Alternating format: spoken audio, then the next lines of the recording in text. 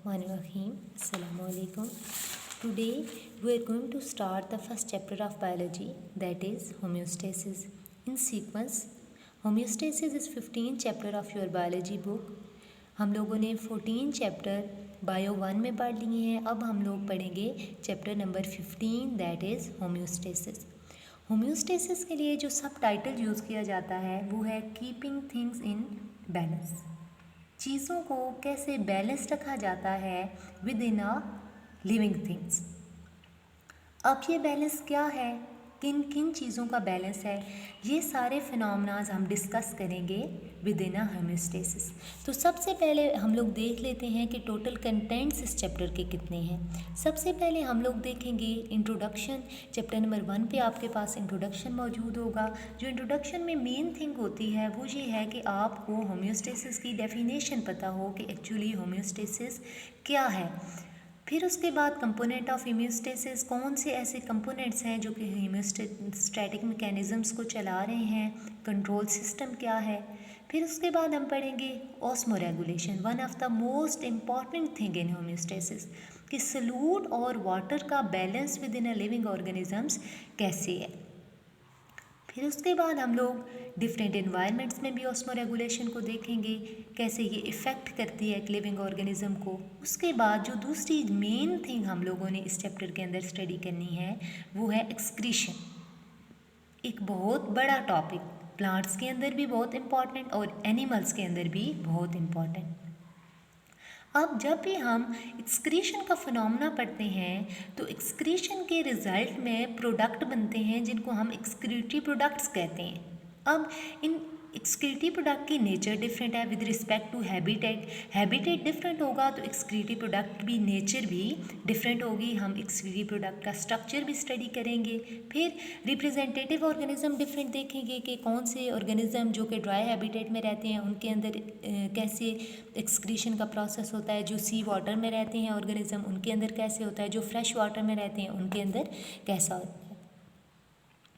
फिर उसके बाद हम लोग एक्सक्रीशन इन वर्टिब्रेट्स देखेंगे कि वर्टिब्रेट्स के अंदर एक्सक्रीशन का फिनोमेना कैसा था. एज यू नो कि वर्टिब्रेट सबसे ज़्यादा हायर ऑर्गेनिज्म है, ठीक है. तो इनके अंदर डेफिनेटली एक्सक्रीशन का फिनोमेना एडवांस होगा. यूरिनरी सिस्टम मौजूद है हमारे अंदर, यूरिनरी सिस्टम में एक्सक्रीटरी ऑर्गन्स मौजूद हैं. फिर हम ये देखेंगे कि इन एक्सक्रीटरी प्रोडक्ट की कंसंट्रेशन कितनी है, ठीक है. अब यूरिनरी सिस्टम के अंदर मौजूद हैं किडनीज़ ख़राब भी हो सकते हैं तो किडनी प्रॉब्लम्स अराइज़ हो जाएंगे. अगर किडनी प्रॉब्लम्स अराइज़ हो जाते हैं तो इनका क्योर क्या है. ये तो हो गई दो चीज़ें, एक आपने पढ़ी ऑस्मोरेगुलेशन और दूसरी एक्सक्रीशन. अब जो थर्ड मोस्ट इम्पॉर्टेंट थिंग है वो है थर्मोरेगुलेशन.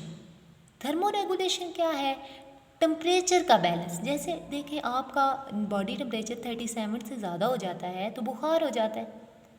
तो अगर आपकी बॉडी का टेम्परेचर एक टॉलरेबल रेंज के अंदर मौजूद नहीं है तो ये भी लिविंग ऑर्गेनिज्म के लिए प्रॉब्लम क्रिएट कर सकता है.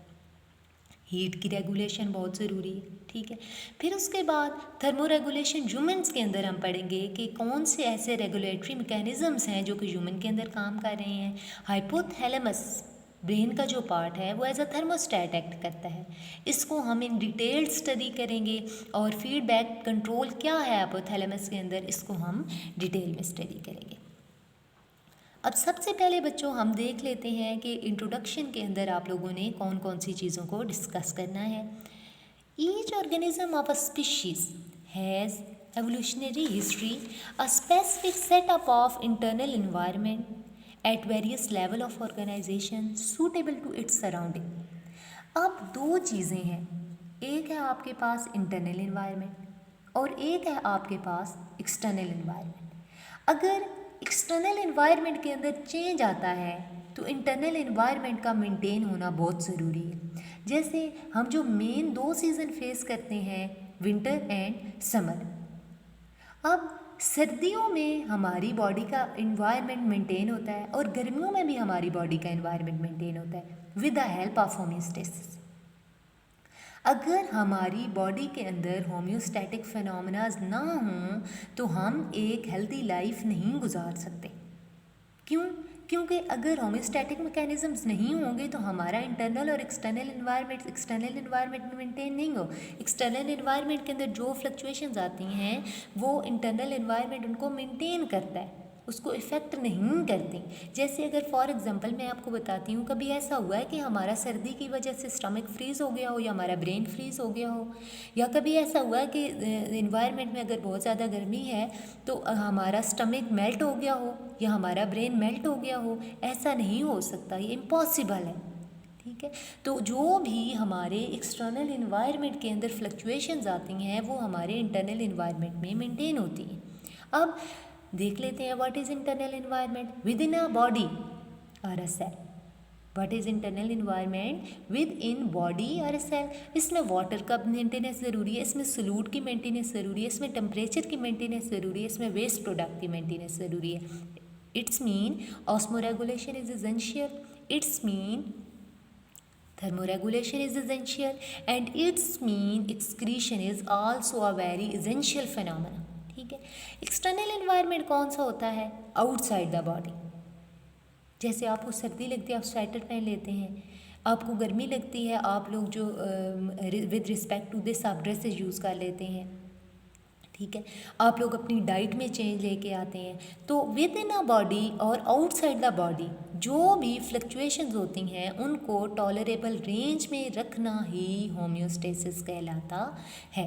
ठीक है, अब बच्चों एक्सटर्नल इन्वायरमेंट के अंदर कॉन्टीन्यूस फ्लक्चुएशंस हैं।